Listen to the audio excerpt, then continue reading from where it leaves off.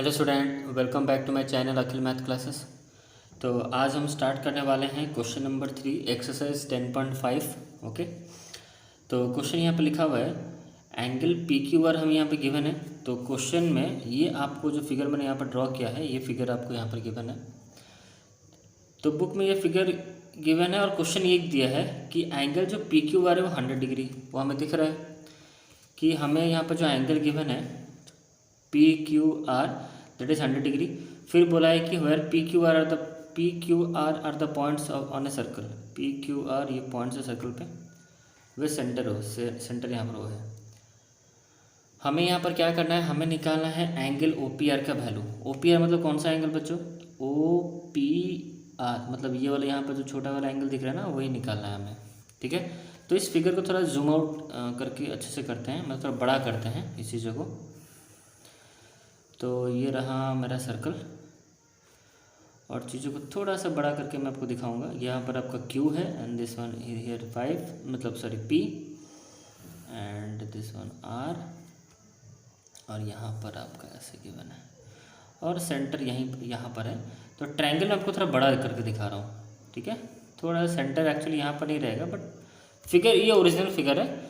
ये आपको ट्रायंगल थोड़ा, ये जो ट्रायंगल तो छोटा दिखाई दे रहा है ना, इसको मैं थोड़ा यहाँ पर बड़ा कर दे रहा हूँ। ठीक है, ओके। तो हमें यहाँ पर ये 100 डिग्री गिवन है।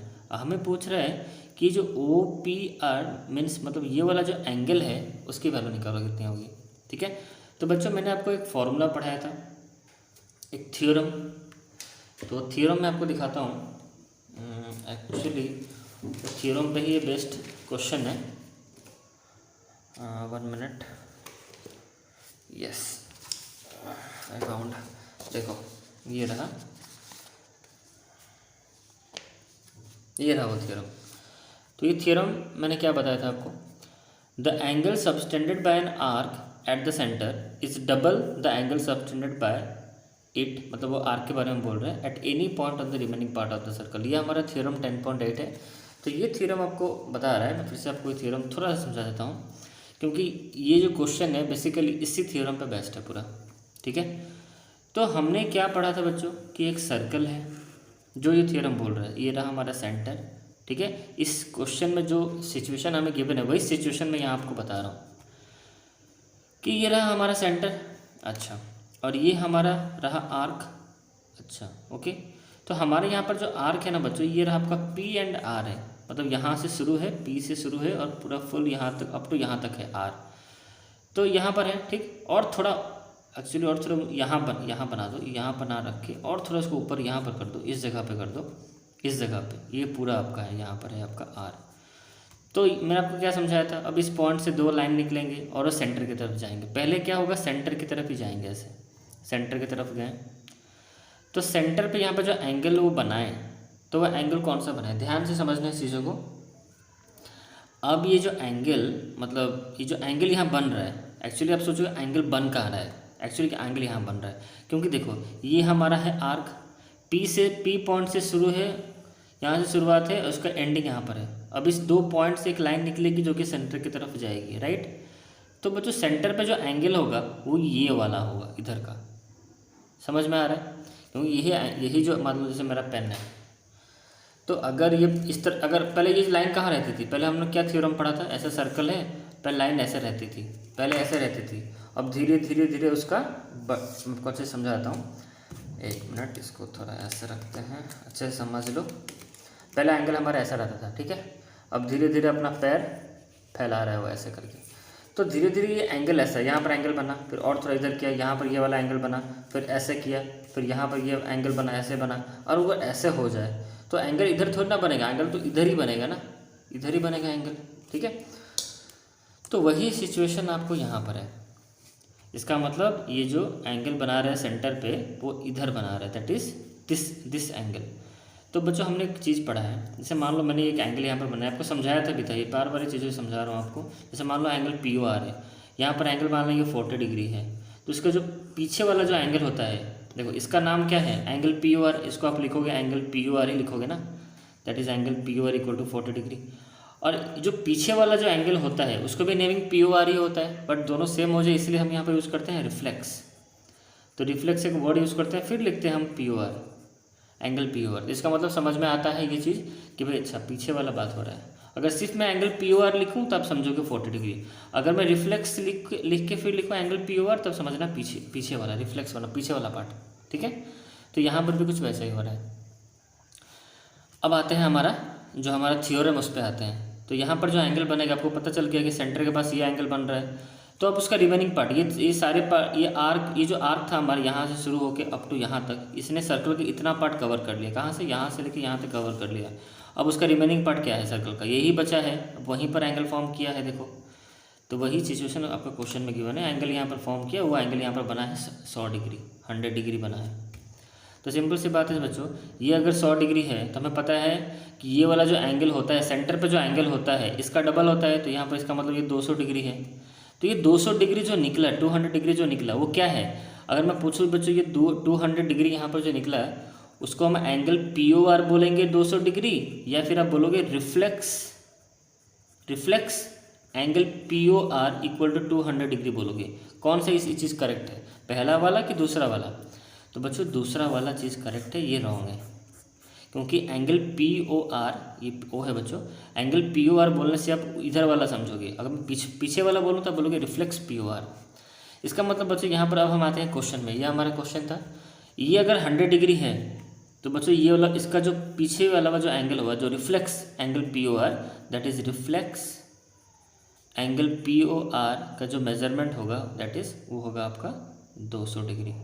समझ में आ गया ये वाला चीज़ यहाँ पर कि ये 100 डिग्री, ये 200 डिग्री कैसे हुआ? तो हमें reflex angle P O R मिला 200 डिग्री, राइट। यहाँ तक चीज़ समझ में आ रही है? अच्छा, तो अगर फिगर मेरा ऐसा है, ये मेरा P है, यहाँ पर O है, यहाँ पर मेरा R है, ये वाला पीछे वाला मेरा निकला 200 डिग्री, तो मुझे बताओ ये अंदर वाला सिर्फ एंगल पी ओ आर, मैंने आपको बताया था इसका डिफरेंस। ये वाला एंगल को हम नेमिंग क्या लेंगे? Angle P O R. और पीछे वाला जो एंगल होगा उसको हम सिर्फ यहाँ पर वर्ड यूज़ कर देंगे reflex angle P O R. यहाँ तक चीज़ समझ में आ रही है? तो अगर पीछे वाला 200 डिग्री है तो अंदर वाला कितना होगा? तो आपको बता दूं बच्चों, टोटल जो होता है वो 360 डिग्री का होता है। तो अगर बाहर 200 डिग्री है तो अंदर कितना होगा? सिंपल सी बात है, 160 डिग्री होगा। और आप देख सकते हो यहाँ पर एक ट्रायंगल ऐसा फॉर्मेशन, पी और आर को ज्वाइन किया गया यहाँ पर, देखो। तो आपको एक ट्रायंगल दिख रहा है, ये वाला ट्रायंगल दिख रहा है, ये ट्रायंगल दिख रहा है आपको, ये अकेला 160 हो गया। और ये बच्चों एक रेडियस है सर्कल का, देखो दोनों रेडियस है। अब ध्यान से देखो फिगर में, ओ आर और ओ पी क्या है? सर्कल के रेडियस हैं। इसका मतलब ये दोनों साइड आपके इक्वल है। तो हमें अब इस जो ट्रायंगल आपको मैं दिखा रहा हूँ उस पर पूरा फोकस करो, पी ओ आर ट्रायंगल पे फोकस करो। तो ये जो आपको ट्रायंगल दिख रहा है पी ओ आर, इसमें ये दो साइड तो इक्वल हो गए क्योंकि रेडियस है सर्कल का। O P and O R is the radius of the circle. ये दोनों साइड तो बराबर, इसमें बराबर का साइन मार दो, यहाँ पर 2 लाइन दे दो, यहाँ पर 2 लाइन दे दो। इसका मतलब ये लाइन, मतलब ये जो साइड है और ये जो साइड है हमारा इक्वल है। तो ट्रायंगल के दो साइड इक्वल हो गए, इसका मतलब आइसोस्केलेस ट्रायंगल है।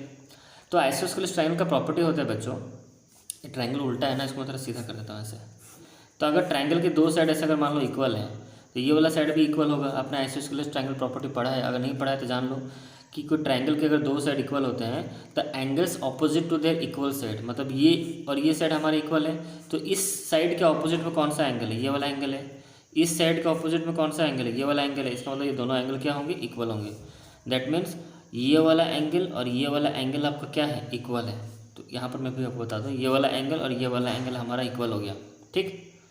ओके, तो ये अकेला आपका अगर 160 डिग्री है तो बाकी कितना होगा? अब बचा कितना? ट्रायंगल के तीनों एंगल मिलके होते हैं 180, ये अकेला 160 हो गया। और हमें पता है ये दोनों बराबर हैं, तो ये 160 हो गया और ये दोनों इक्वल हैं, तो कितना तीनों मिला के करेगा 180। बचा कितना? सिर्फ 20 डिग्री बचा। 20 डिग्री में इक्वल होगी, तो इसका मतलब ये 10 डिग्री हो गया, ये भी आपका 10 डिग्री हो गया। हमें क्वेश्चन में पूछा क्या था? देखो हमें क्वेश्चन में पूछा है कि एंगल ओ पी आर कितना होगा बताओ। That means angle O P R, हमें ये वाला पूछा था, इसका मतलब ये 10 डिग्री है आपका, और ये भी 10 डिग्री होगा। बट हमें पूछा है सिर्फ ओ पी आर, तो हम सिर्फ ओ पी आर बताएंगे कि ओ पी आर हमारा 10 डिग्री होगा। इसको लिखने का तरीका है आपका कि तीनों एंगल को मिला के मैं आपको स्टेटमेंट दिखा रहा हूँ। तो ये आपको कॉन्सेप्ट समझ में आ गया, मैंने आपको पूरा रफली समझा दिया, आंसर भी निकाल के दिखा दिया कि इतना आंसर होने वाला है। अब चलते हैं स्टेटमेंट पे। तो आपको एग्जाम में ऐसे करना, ये रहा आपका figure and this is the statement. तो कैसे जो भी स्टेटमेंट मैंने लिखा है आप वो चीज़ भी समझो, कैसे आपको एग्जाम में लिखना है। अब वैसे तो क्वेश्चन समझ गए कैसे हो रहा है, अब इसका स्टेटमेंट देखो ध्यान से, ठीक है। तो आते हैं स्टेटमेंट पे। तो यहाँ पर मैंने लिखा है here at a circle with centre O और एंगल पी क्यू आर, जैसे मैंने बताया था angle P Q R 100 degree given है, रेडियस हमारा ओ पी है एंड ओ आर है, ठीक। अच्छा, फिर देखो मैंने यहाँ पे लिखा है कि reflex angle P O R, figure में देखो यहाँ पर मैं रखता हूँ, जो P O R, reflex P O R मतलब ये पीछे वाला, रिफ्लेक्स पी ओ आर जो है वो 2 टाइम्स ऑफ एंगल क्या है, पी क्यू आर है, पी क्यू आर का 2 टाइम्स है। ये मैंने थ्योरम 10.8 यहाँ पर यूज़ किया है। ऐसे ये जो चीज़ें हैं कि reflex angle P O R वो डबल होता है किसका, एंगल पी क्यू आर का। तो ये पर्टिकुलरली ये वाला जो पोर्शन है बच्चों, ये आपका थ्योरम है। तो ये चीज़ कैसे होगा, ड्यू टू थ्योरम 10.8। तो आपको 10.8 थ्योरम पूरा लिखना पड़ेगा, ये वाला full. The angle subtended bye an arc at the centre is double the angle subtended bye it at any point of the remaining part of the circle. तो आपको exam में थ्योरम 10.8 यहाँ पे मेंशन नहीं करना है, पूरा ये वर्ड, पूरा ये सेंटेंस आपको ये पूरा 2 लाइन का पूरा लिखना पड़ेगा यहाँ पर, ठीक है। तो मैंने जस्ट सिर्फ थ्योरम 10.8 लिख दिया है, बट आपको एग्जाम में पूरा लिखना पड़ेगा, नहीं तो गलत हो जाएगा।